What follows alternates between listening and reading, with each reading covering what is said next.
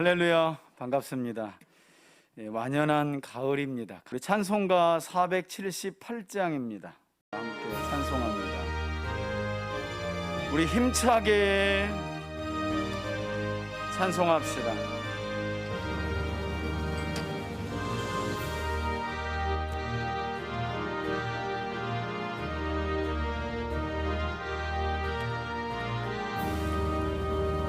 참 아름다워라 주님의 세계는 저 솔로몬의 옷보다 더 고운 백합화 주 찬송하는 돛 저 맑은 새소리 내 아버지의 지으신 그 솜씨 깊도다 참 아름다워라 주님의 세계는 저 아침 해와 저녁 놀 밤하늘 빛난 별 망망한 바다와 늘 푸른 봉우리 다 주 하나님 영광을 잘 드러내도다 참 아름다워라 주님의 세계는 저 산에 부는 바람과 잔잔한 시냇물 그 소리 가운데 주 음성 들리니 주 하나님의 큰 뜻을 날 듯하도다 아멘. 오늘은 성경 바로 알기 시리즈 설교 32번째 시간입니다. 설교 제목은 한번 따라 합시다. 성경적인 성령 충만이란. 우리가 신앙생활 하면서 가장 많이 듣는 말 중에 또 목회자로부터 성도가 가장 많이 듣는 권면 중에 어떤 삶을 살아라? 성령 충만한. 사실 성령 충만이라는 건요, 귀에 딱지가 않도록 권면을 듣고 잔소리를 들어도 정말 부족함이 없는, 날마다 잔소리처럼 들어도 복된 말씀이 사실은 성령 충만이라는 말입니다. 여러분, 오늘 본문인 요한계시록의 말씀은 우리가 1장 10절만 읽었잖아요. 사도 요한이 성령에 감동되어, 이따가 원어를 제가 설명드릴 거지만 이 말은 성령 안에서라는 말로도 해석될 수 있는데, 성령 안에서 사도 요한이 주님의 환상을 보고 목격한 그대로의 환상을 책에 기록한 내용입니다. 그 시작이 이제 오늘 본문이고요. 요한계시록 전체가 그렇습니다. 마지막 때에 있게 될, 물론 이 마지막 때라 하면 항상 우리를 기점으로 이후를 생각하시면 안 됩니다. 요한계시록이 기록된 시점은 이미 지금으로부터 2000년 전이에요. 2000년 전 초대교회 성도들이 기록된 이 사도 요한이 환상을 통해 보고 기록한 이 말씀을 그들 이후에 있게 될 일로 봤으니까 우린 이미 2000년의 시간의 텀을 가지고 이 말씀을 봐야 합니다. 그런 내용들은 제가 요한계시록을 강의할 때 이미 여러분들에게 말씀을 드렸고요. 여하튼 성령의 감동하에서, 성령 안에서 사도 요한은 마지막 때에 최종적으로 하나님의 나라가 어떻게 완성되고 이루어지는지에 대한 환상을 보았고, 그것을 책에 그대로 기록을 한 말씀이 요한계시록이라는 거예요. 여러분, 이처럼 요한계시록뿐만 아니라 신구약 성경 안에는 하나님의 영인 성령에 감동된 사람들이 여러 가지 하나님의 계시를 드러내고 나타내는 일들이 종종 기록되어 있는 것을 봅니다. 사도 요한만 본 게 아니에요. 구약의 환상은 다니엘도, 여러분 다니엘서를 보세요. 1장부터 6장까지는 역사와 교훈이지만 7장부터 12장까지는 전부 다 다니엘이 환상을 통해 하나님의 계시를 본 것이고 그것을 책에 기록한 겁니다. 그때만 있나요?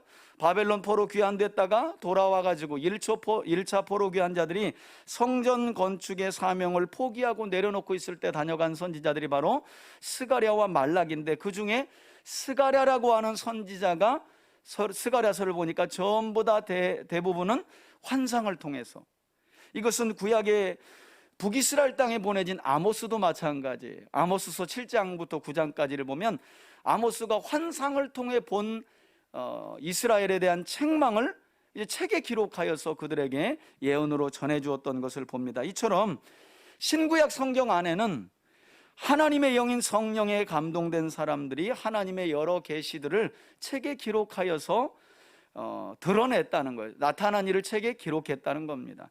문제는 신구약 성경이 66권의 말씀으로 정경화되기 전에 이와 같이 하나님께서 계시의 방편으로 사용하셨던 성령의 감동을 통한 환상이나 꿈이나 예언을, 문제는 오늘날에도 정황무어한 하나님의 계시로 여기는 아주 비상식적이고 비성경적인 행동을 하는 사람들이 우리 주변에 있다는 거예요.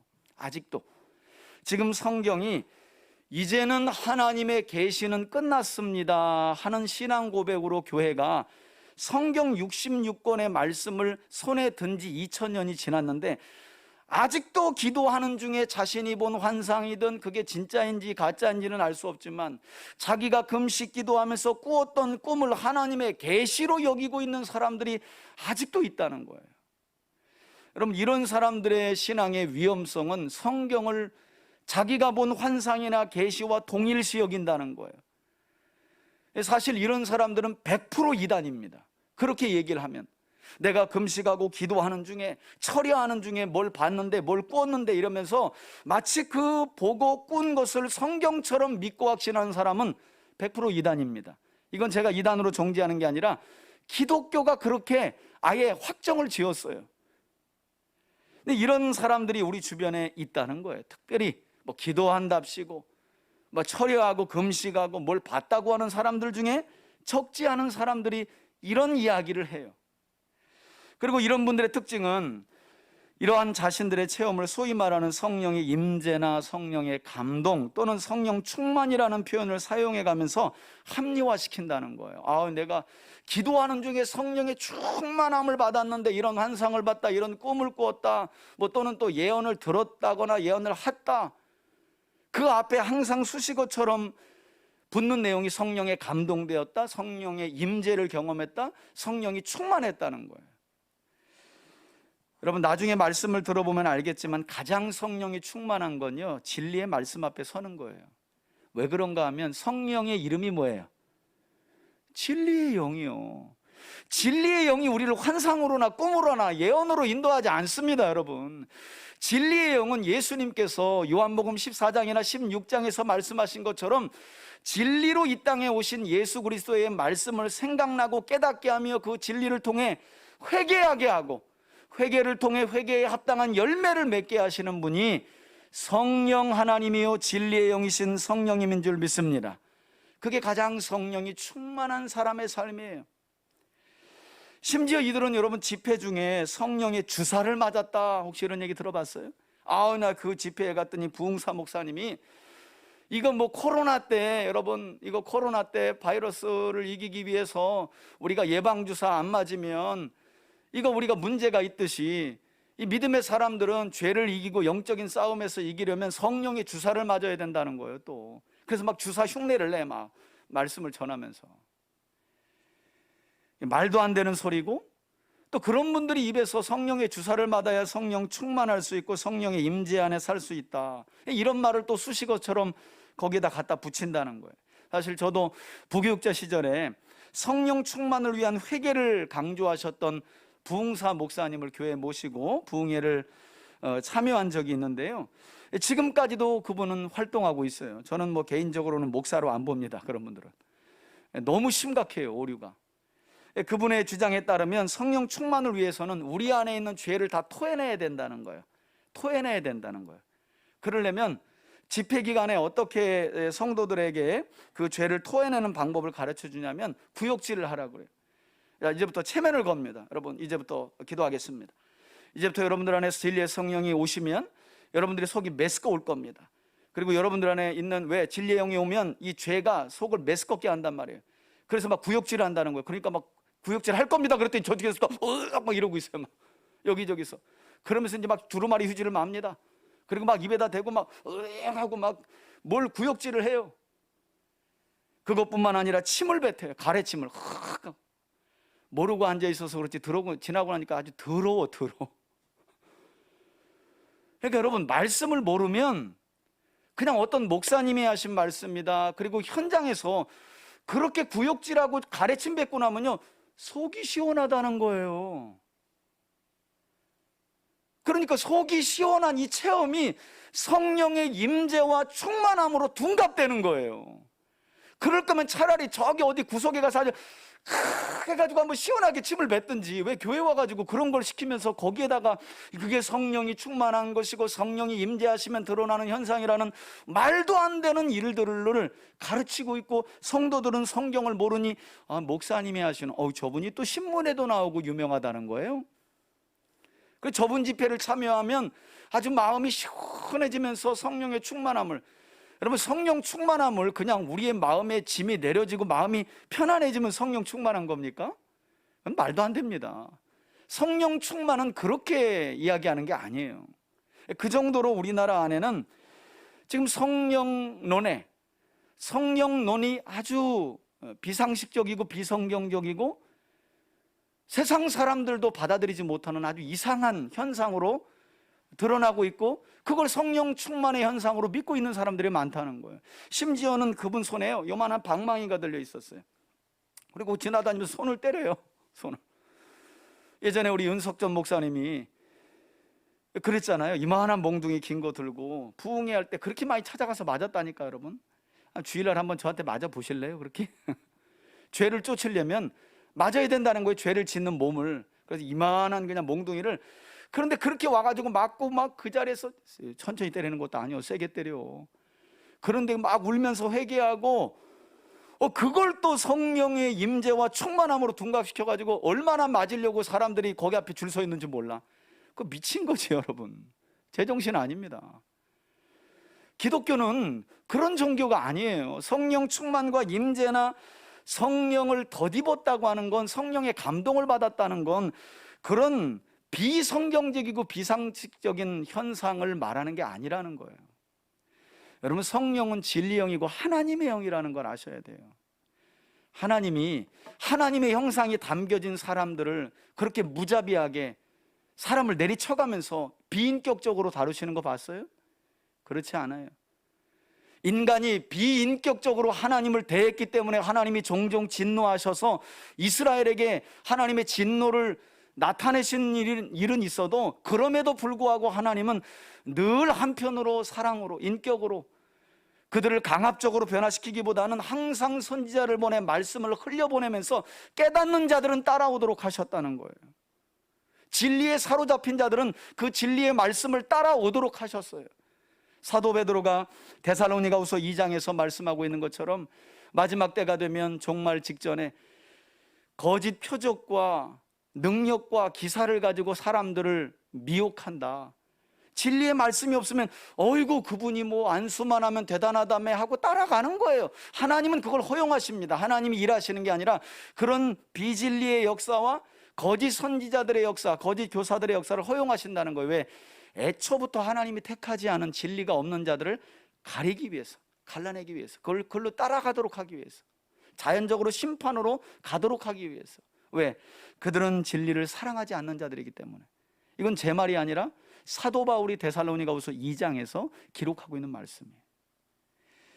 그런가 하면 어떤 목사님들은 성령 충만과 병 치유를 위해서 죄를 몰아내야 성도의 병이 고쳐질 수 있다고 주장하면서, 아마 여러분들도 들어보셨을 거예요.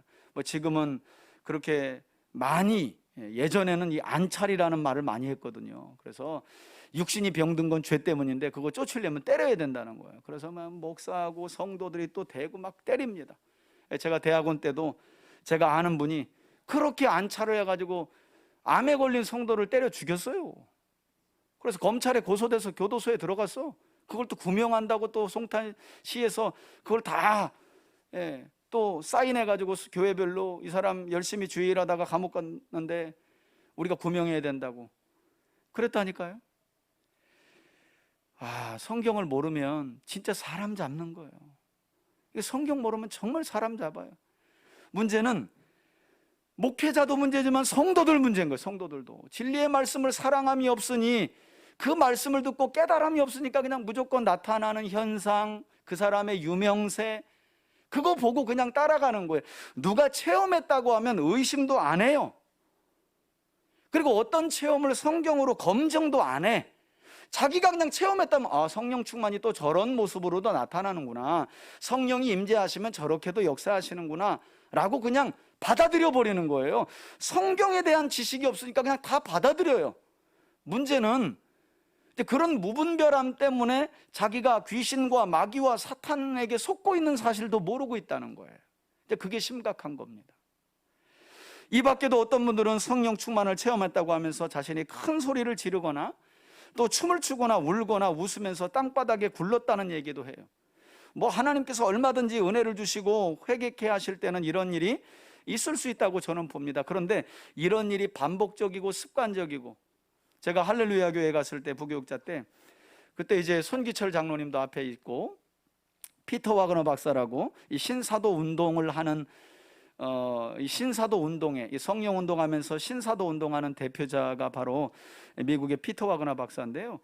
그분과 함께 이 집회를 하는데 아무튼 짐승 소리 내고 참 지금 생각해 보면 참 미치고 팔짝 뛸 일이에요.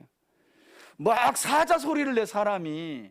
그리고 나서 하는 말이 뭐냐면 우리 예수님이 유다 지파 사자로 오셨다. 그래서 예수 믿는 사람이 성령 받으면 사자 소리를 낸다는 거예요. 와, 그것도 그 어마어마하게 큰 교회에 어마어마한 사람들이 모였는데 한 사람도 분별을 못해요. 자, 목사 안수를 받으면 알까? 그것도 우리 착각이에요. 진리를 깨닫고 진리의 영이 우리 안에서 역사할 때, 그러니까 성경 많이 한다고 또 되는 것도 아니에요. 알아간 하나님의 말씀을 통해 하나님을 바르게 믿어가며 그 속에서 성령이 역사하시면 80, 90대 할머니, 할아버지들도요, 저거 목사 거짓말 안 해? 분명히 합니다. 나이 든다고 모르고 그러는 게 아니에요. 나이가 어리다고 모르는 게 아니에요. 진리의 말씀을 떠나고 성령의 조병을 받지 못하니까 그냥 넘어가 버리는 거예요. 많은 사람들이 우르르르 하고 그 넓은 길로 가거든요. 또 어떤 분들은 성령 충만을 위해 성령을 마셔야 한다고 하면서 또 그런 분도 봤어요. 성령은 마셔야 된대. 그래서 우물에서 마치 물을 떠듯이 자, 이제부터 기도합니다. 그러면 이렇게 퍼가지고 마시라는 거예요. 이렇게. 그럼 성령을 마실 수 있다는 거예요. 아무튼 여러분, 진짜 요지경이에요. 요지경. 분별하지 못하면 진리의 영이 어떻게 역사하시고 왜 우리 안에 오셔서 무엇을 믿게 하시는지를 모르면 그냥 자기 소원을 이루어야 되니까. 왜? 저분은 능력의 종이라는 소문을 들었고 나는 내가 이루고 싶은 소원이 있는 거예요. 그러려면 저분이 시키는 대로 해야 돼. 거기서부터 신앙생활은 병들기 시작하는 거죠. 성령은 절대 우리 소원대로 살게 하시는 분이 아니에요. 하나님의 소원을 따라 살게 하시고 그 안에서 우리의 소원을 만족시켜 주시며 우선권이 하나님의 소원이구나 라는 사실을 깨닫게 하시는 분이 성령님인 줄 믿습니다. 아무리 내 소원이 급할지라도 하나님은요, 회개할 일이 있으면 회개를 먼저 시키는 분이세요. 그리고 나서 참된 회개를 통해 그 문제를 해결해 주시며 우선순위를 가르쳐 주세요. 그냥 막 무조건 울고 뭐 한다고 내 소원을 다 들어주시는 분이 아니라는 거예요. 자, 그런데 이와 같이 비상식적이고 비성경적인 현상이나 행동들은 오히려 불신자들이요, 상식적으로 더 잘한다는 거예요. 저 이상하다 그래요. 근데 문제는 아이러니하게도 이런 교인이 아닌 사람들은 거부감이 일어나는데, 오히려 교인들은 아까 전에 말씀드린 것처럼 잘못된 성령론이나 주변에서 이런저런 성령 체험을 했다는 이야기를 무분별하게 들었기 때문에 의심의 안개를 완전히 거두고, 그래서 분별력이 없어요. 그냥 교회 안에서 어떤 일이 있다, 부흥사가 왔다, 그리고 어떤 현상이 나타났다, 그러면 전부 다 성령이 한 일로 착각합니다. 여러분, 오늘날은 그렇게 신앙생활하면 망합니다. 예. 어느 집사님이 큰 교회에서 TV에 나오는 목사님을 부흥 강사로 모시고 집회하는데 가자. 갈 수 있죠. 은혜 받아야죠. 근데 가가지고 그냥 성경에 없는 어떤 현상들이 막 일어나면 그 사람은요 100% 그걸 성령의 임재의 현상, 감동의 현상으로 착각한다는 거예요. 그리고 슬그머니 그런 현상을 추구합니다. 저는 이런 과정을 너무너무 자세히 잘 알고 있어요. 문제는 한 교회에서 이런 체험은요 6개월 이상 가지 않는다는 게 문제예요. 그래서 성령 운동하는 교회치고요 1년 주기로 성도들이 들어왔다 빠졌다 들어왔다 빠졌다를 하지 않는 교회는 없어요. 왜? 더 자극을 찾거든요. 진리의 말씀을 깨달아서 하나님이 누구신지를 알아가며 연약한 자신을 하나님께 맡기고 하나님의 약속을 바라보며 기도하고 하나님을 예배하고 의지하며 살아가기보다 그냥 체험, 짜릿하게 한번 쫙 맞으면 그걸로 한 몇 달 또 버티고, 그러다 보면 공허해요. 허무해요. 뭐 충만한 은혜 받았다고 뭔가 봉사하지만 왜 봉사가 오래 못 가요? 그 짜릿함으로 일하기 때문이에요. 하나님이 주시는 은혜가 반드시 있습니다. 그런데 하나님이 주신 게 아니라 내 열심으로 얻어낸 것들이 있어요. 그런 것들은 오래 가지 못해요. 여러분 한번 보시라고요. 내가 어떤 일을 할 때 정말 진심 어린 마음으로 내가 하나님을 사랑함으로 그 일을 하고 있는지를 봐야 돼요. 하다 말다 하는 사람들의 특징이 뭐냐면 자기 열심으로 받은 은혜를 가지고 하기 때문이에요. 자기 열심으로 받은 은혜. 하나님이 주시는 은혜는요 힘들고 버거울 때가 왜 없겠어요. 우리 상황은 수시로 변하잖아요. 그때 그 일을 못하는 내 상황을 하나님께 미안해하지, 그런 마음도 없이 그냥 뭐 이만큼 했는데 하고 말고 이러지 않는다는 거예요. 그래서 내 열심으로 받은 은혜와 충만함이 있고 하나님이 진짜 전적으로 사랑하셔서 부어주시는 은혜와 체험들이 있어요. 우리가 구해야 할 건 바로 후자들이죠. 후자들. 그런 점에서 오늘 이 시간 우리 요한계시록 1장에서 사도 요한이 경험했던 이 성령의 감동을 통해 과연 성경적인 성령 충만이 무엇인지를 제가 좀 부정적인 잘못된 현상들에 대한 얘기를 제가 도입에 많이 하긴 했는데, 과연 그러면 성령 충만, 성경적인 성령 충만이란 무엇인가? 아주 단순합니다. 여러분 오늘 본문에 기록된 사도 요한과 관련된 성령에 감동되어라는 말은 원어인 헬라어로요, 우리 계시록 강좌 때도 말씀드렸다시피 엔푸뉴마티라는 말이에요. 성령 안에서 또는 성령으로라는 말로 해석될 수 있어요. 성령 안에서 계시를 받은 거예요. 성령으로 계시를 받은 거예요. 그리고 사도 요한은 1장 10절에만 성령 안에서 계시를 받았던 것이 아니라, 여러분 한번 성경을 조금만 찾아보시겠어요? 4장 2절 한번 보세요. 4장 2절 한번 보세요. 요한계시록 4장 2절. 장차들 일에 대한 계시도 그가 어떤 중에 계시를 받아요? 내가 곧 성령에 어떻게? 감동되어. 역시 장차들 일에 대한 계시도 성령의 감동으로 받은 거죠. 17장으로 한번 가볼까요? 17장 3절을 한번 보시기 바랍니다. 3절에도 읽습니다. 시작. 곧 성령으로 나를 데리고, 이렇게 이 땅의 큰 성 바벨론과 또는 음녀라고 불리는 이 세상이 심판받을 것에 대한 내용이 17장과 18장이 이어지는데, 이 큰 세상이라는 음녀와 바벨론의 멸망도 역시 사도 요한이 어떤 상황 중에 받은 계시라고요? 성령 안에서. 이게 성령이 나를 데리고라고 썼는데요, 원어는 그냥 엔푸뉴마티가 다 똑같아요. 성령의 감동하에, 성령의 임재하에, 성령 안에서, 성령으로, 똑같은 말이에요. 마지막은 21장에 있는데요, 21장 10절 보세요. 최종적인 교회의 승리. 이 내용도 역시 사도 요한은 10절 한번 읽어볼까요? 10절 시작. 성령으로 나를 역시 데리고, 그래요. 그러니까 요한계시록 전체는 사도 요한이 성령 안에서 성령으로 받은 계시라는 말씀인 거예요. 한 가지 우리가 잊지 말아야 할 것은 이렇게 계시록 전체의 내용은 사도 요한이 성령 안에서 그가 환상 중에 보았던 주님의 계시를 기록한 것이긴 하지만 그가, 잘 들으세요, 이제 중요하니까, 그의 자유의지마저 완전히 억압당한 채 흔히 우리가 말하는 무아지경의 상태에서 받았던 계시가 아니라는 거예요.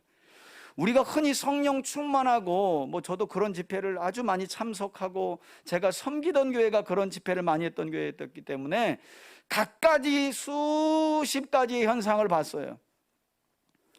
근데 이제 많은 분들이 그 성령 충만하고 기도합시다 한 뒤에 일어나는 현상들을, 많은 경우 성도들은요, 이 성령이 충만하면 무아지경의 황홀경에 빠진다고 생각을 해요. 자기를 절제할 수 없는. 여러분, 대부분 다 귀신의 역사라고 보면 됩니다. 진리의 영은요, 정말 특별한 순간을 빼고는 우리의 영혼을 억압하고 강압해가지고 내 이성을 싹 지워버리고요, 막 내 몸을 끌고 다니고, 이건 여러분 사복음서에서 보셨잖아요. 누가 잘하는 거예요? 귀신이 그렇게 잘한다잖아요. 그래서 마가복음 9장에 보니까 그렇게 아들이 있는데 귀신이 수시로 들려가지고 물에 빠지게 하고 불이 지나게 하니까 아버지가 너무 안타까워가지고 그 아이를 살리겠다고 예수님을 찾아오는 내용이 나오잖아요. 복음서에 그런 내용이 얼마나 많아요. 하나님이 그런 방법으로 사람을, 지성을 싹 지우고 인격을 완전히 삭제해가지고 그냥 막 미친 사람처럼 무아지경의 황홀경에 빠지게 하면서 성령 충만의 임재를 경험하게 하나? 말도 안 되는 거죠. 그런데 많은 경우 성도들이 그런 현장에서 성령 충만을 그와 같이 인식한다는 거예요. 아, 성령이 충만하면 나타나는 현상이 무아지경의 황홀경에 빠지는구나.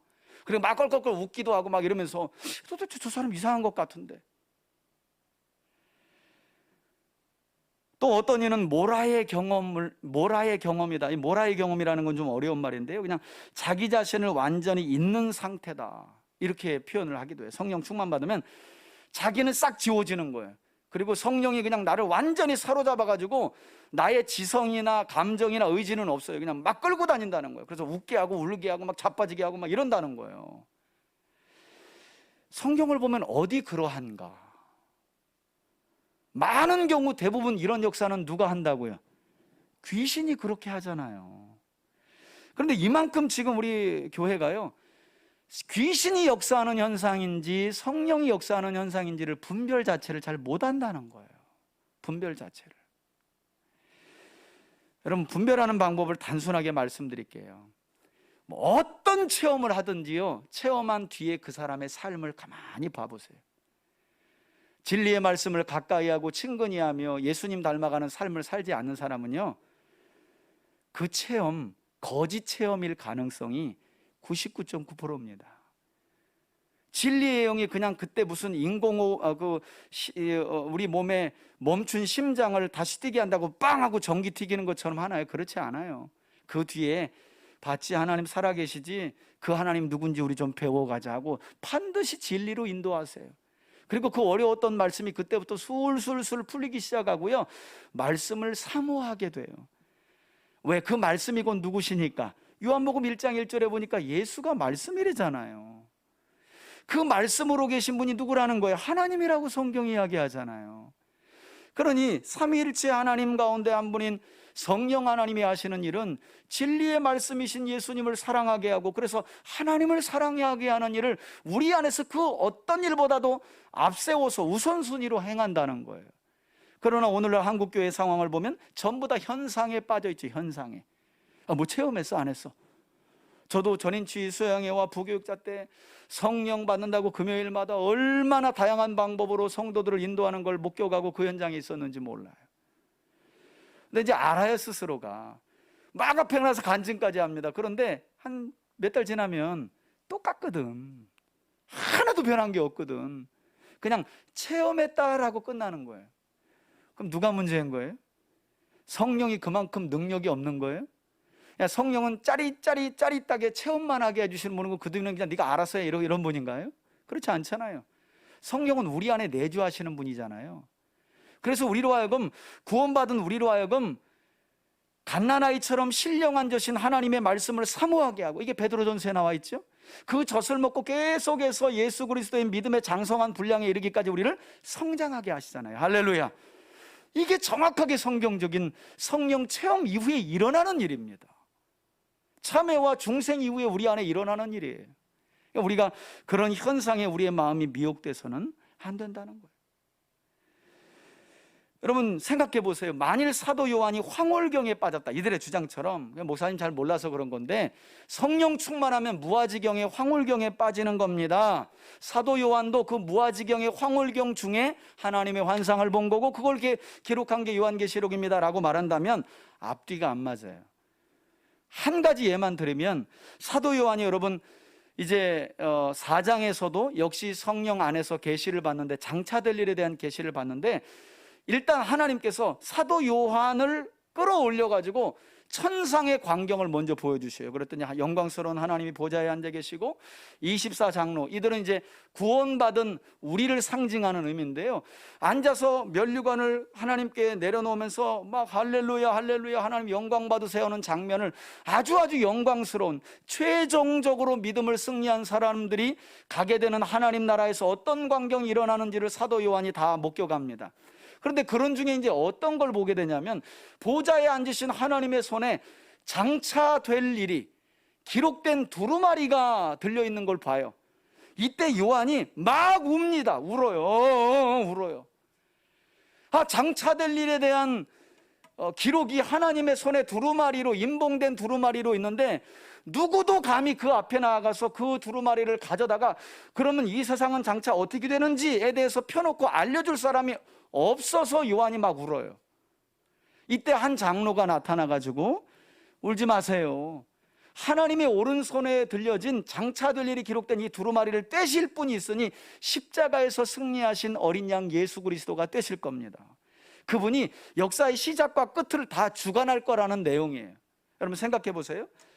요한이 만일 이 계시를 무아지경의 황홀경으로 받았다면 울 수가 없잖아요. 상황을 보고. 지성이라는 게 없는데 상황을 보니 교회는 지금 다 죽어나가게 생겼고, 무엇보다도 장차될 일을 교회가 알아야 인내하면서 믿음을 지킬 텐데, 누구도 감히 하나님 손에 들려진 그 장차될 일에 대한 두루마리를 가져다가 읽어줄 사람이 없는 거예요. 이걸 지금 다 요한이 뭐하고 있는 거예요? 성령 안에서 뭐하고 있는 거예요? 생각하고 판단하고 있는 거 아니에요. 저걸 누가 하지? 여러분 무아지경에 내 지성과 감정과 의지가 싹 다 지워져 가지고 모라의 경험에 빠졌는데 내가 무엇을 판단할 수 있어요? 그런데 판단하잖아요. 성령의 충만함에 있어도 절제하고 판단하고 감정을 다 느끼고 울고, 저걸 누가 해야 되는데 못하고, 이걸 다 스스로 인식하며 판단하잖아요. 그러니 성령 충만하고 성령의 임재 안에 있으면 무아지경의 황홀경에 빠진다는 말은 제가 볼 때는 논리적으로 맞지가 않아요. 성령은 우리를 그렇게 우리 안에서 역사하지 않고, 하나님의 계시를 줄 때에도 그렇게 우리의 이성과 감정과 의지를 싹 다 지워버리고 귀신처럼 우리를 몰아가면서 하나님의 계시를 주시지 않는다는 거예요. 이런 부분을 보면 너무나 자명해요. 환상 중에 분명히 들어갔는데 다 생각을 해. 저걸 누가 떼지? 뗄 사람이 없네. 감정적으로 울어요. 교회는 지금 다 무너져 가고 있는데, 로마의 핍박에 다 죽어가고 있는데, 주의 종들은 매주마다 끌려가가지고 원형 경기장에서 사자밥이 되고 순교를 당하고 있는데, 도대체 장차될 일은 어떻게 진행되는가 하고 판단하면서 울잖아요. 그런 것만 봐도 이런 내용은 성경 깊이 봐야 되는 거예요. 그렇다면 성령의 임재와 체험이라는 게 우리의 지성과 의지와 감정을 싹 다 지워버리고 귀신처럼 우리를 인도하는가? 그게 귀신의 역사라는 거예요. 그렇게 말하는 사람들이 귀신의 종들이에요. 그렇게 말하면 안 돼요. 뭐 정말 특별한 경우가 있긴 하겠지만 대부분의 경우를 그렇게 성령의 임재와 체험과 충만함으로 둔갑시키면 안 된다는 거예요. 그래서 우리가 분별해 있어야 돼요.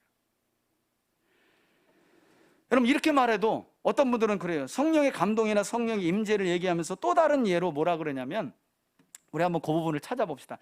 아마 여러분들도 한 번쯤 이걸 읽으면서 이게 성령 체험이구나 하고 한번 지나가셨을 거예요. 성경 읽을 때. 자, 고린도후서로 한번 가보겠습니다. 고린도후서 12장으로 한번 가볼게요. 고린도후서 12장. 사도 바울이 고린도 교회의 분쟁을 해결하기 위해서 특별히 바울의 사도권을 대적하고 믿지 못하게 하는 거짓 교사들이 고린도 교회 안에 있어서 사도 바울이 부득불 자기도 뭐 좀 자랑하겠다고 하면서 하는 말이 고린도 후서 12장인데요. 여러분 우리 4절까지 한번 천천히 읽어볼까요? 시작. 무익하나마 내가 부득불 자랑하노니 주의 환상과 계시를 어떻게, 그러니까 지금 사도 요한도 뭘 본 사람이에요? 하나님의 환상과 계시를 본 거예요. 자, 2절부터 읽습니다. 시작. 내가 그리스도 안에 있는 한 사람을 아노니 그는 14년 전에 셋째 하늘에 이끌려간 자라. 그가 몸 안에 있었는지 몸 밖에 있었는지 나는 모르거니와 하나님은 아시느니라. 내가 이런 사람을 아노니 그가 몸 안에 있었는지 몸 밖에 있었는지 나는 모르거니와 하나님은 아시느니라. 그가 어디로 끌려갔대요? 여기 천국 아니에요. 하나님 계신 곳까지 가본 거예요. 이 사람이 셋째 하늘이라 하면 하나님 계신 곳까지 간 거예요. 시작. 이끌려가서 말로 표현할 수 없는 말을 들었으니 신들의 언어를 들은 거죠. 사람이 가히 이르지 못할 말이로다 그래요. 여러분 흔히 우리는 이 내용을 읽으면서 사도 바울의 이 내용을 읽으면서 성령 안에서 환상과 계시를 보거나 경험하면 그 사람이 지금 몸 안에 있는지 몸 밖에 있는지를 모르는 상태에서 받는구나 라고 생각할 수 있어요. 그런데 그렇게 생각하시면 문단의 논조를 잘못 이해한 거예요. 여러분 이제 한번 저를 보시겠어요? 사도 요한이 지금 이런 말을 왜 하고 있냐면 고린도 교회는 사도 바울이 개척한 교회인데 잠시 고린도 교회를 떠난 사이에 거짓 교사들이, 거짓 선지자들이 고린도 교회를 장악해 버렸어요. 그 바울 외모도 이상하게 생기고 말도 따따부타 못하고 12명의 제자 안에도 못 들어간 사람의 말을 뭔 사도로 인정하면서 그렇게 듣냐.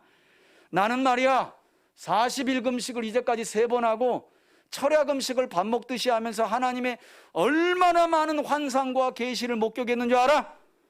그러면서 이제 성도들을 그 환상과 계시로 그냥 억압하는 거예요. 그러니까 성도들이 뭘 알아? 그 이야기를 바울이 들었어요.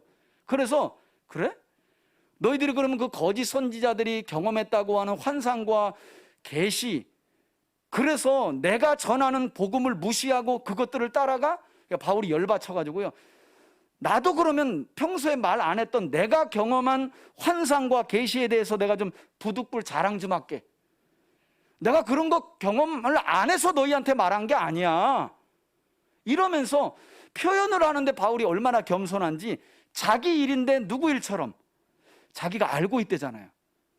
자기가 경험한 건데 셋째 하늘에 갔고 낙원에 가서 하나님의 음성을 들은 건데 그걸 아주 지혜롭게 이렇게 숨겨둬요. 그리고 마치 자기가 아는 지인이 그걸 경험한 것처럼. 그러니까 내 경험이 아니니까 나는 그 사람이 몸 안에 있었는지 밖에서 이런 걸 경험했는지 난 잘 몰라. 자기 일인데 자기는 분명히 아는데.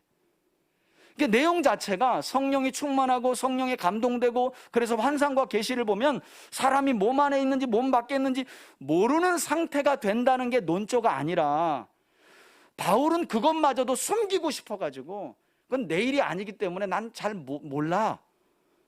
그런데 내가 그 사람한테 듣기로는 뭐 셋째 하늘 갔다 그러고 3층천 갔다고 하고 신들의 음성까지 들었대. 더 중요한 건 뭐냐면 여러분 바울이 여기까지만 이야기를 하고요. 나 이제 그만할래 그래요. 왜냐하면 이 정도 얘기까지만이라도 듣는 자들이 그 사람 누군데요? 우리 그 사람 좀 부흥사로 모실게요. 이럴까 봐. 또 그 사람을 신격화시킬까 봐. 그래서 논조는 성령의 충만함과 감동을 받으면 사람이 몸 안에 있는지 몸 밖에 있는지 모르는 체험을 한다는 게 논조가 아니라 그런 것에 대해서도 나는 잘 모른다. 내 경험이 아닌데 라고 하면서 자랑하는 거예요. 자기를 낮추기 위해서. 그리고 그마저도 안 한대. 왜? 성도들이 자꾸 그런 부분에 관심을 가질까 봐. 복음에서 벗어난 그런 체험을 자꾸 추구하고 따라갈까 봐. 그래서 이상한 거짓 교리와 거짓 선지자들의 가르침에 따라갈까 봐. 바울이 거기까지만 한대요. 거기까지만. 너희들이 오해할까 봐. 그리고 이어서 바울은 오히려 자신에게 있는 육체의 가시를 자랑합니다. 진짜 자랑하고 싶은 건 사실 이거예요. 자기에게 있는 지병을 자랑해. 지병. 그래서 하나님께 나 3번이나 이 지병 좀 고쳐달라고 했는데 하나님이 약할 때 강함이 되어주시니 너 그냥 그 가시 가지고 가. 그래서 그냥 더 이상 기도 안 했대잖아요. 3번만 하고. 그게 바울의 자랑이라는 거예요. 여러분 보세요. 성령의 임재와 성령 안에서의 감동으로 환상과 계시를 받은 사람의 진짜 모습을 고린도후서에서 보시라는 거예요. 아, 내가 뭐 이런 체험했는데 막 내가 이랬더니 하나님이 이런 어마어마한 체험을 했다, 이렇게 자랑하네. 저는요 이 글을 읽고요, 지금 한국교회 떠돌아다니면서 지옥 간증하고 천국 간증하고 뭐 성령의 체험을 간증하는 사람들이 전부 다 잘못된 사람들이라는 인식을 딱 갖게 됐어요. 왜? 바울도 그런 것들을 더 이상 자랑하지 않기 위해 남의 일처럼 이야기할 뿐만 아니라 너희가 오해할까 봐 나 딱 여기까지만 할게 하고 안 해요. 성도들이 얼마나 궁금했겠어요. 사도 바울이 셋째 아들 하나님의 면전에서 그분의 음성을 들은 일을 얼마나 궁금했겠어요. 제가 주일날 아침에 와가지고, 여러분 제가 어저께 꿈을 꾸는데 긴 옷을 입고 얼굴이 해처럼 빛나는 예수님께서 저의 귀에 뭐라고 들려주는지 아세요? 안 알려줄래요. 이러면 여러분들 환장합니다.